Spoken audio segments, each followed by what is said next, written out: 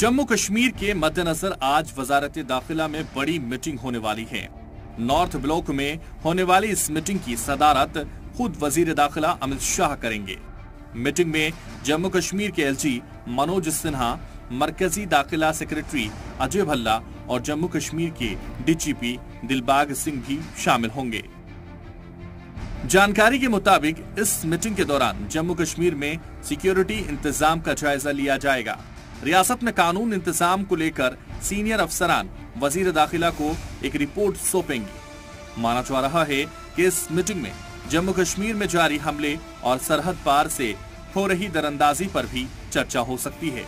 जम्मू कश्मीर में G20 की होने वाली मीटिंग को देखते हुए भी सिक्योरिटी के हालात पर चर्चा होगी।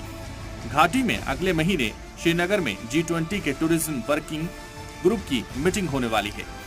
दरअसल भारत जम्मू कश्मीर को ग्लोबल टूरिस्ट डेस्टिनेशन के बतौर एक बड़ी पहचान दिलाने की कोशिश कर रहा है। ब्यूरो रिपोर्ट, जी मीडिया।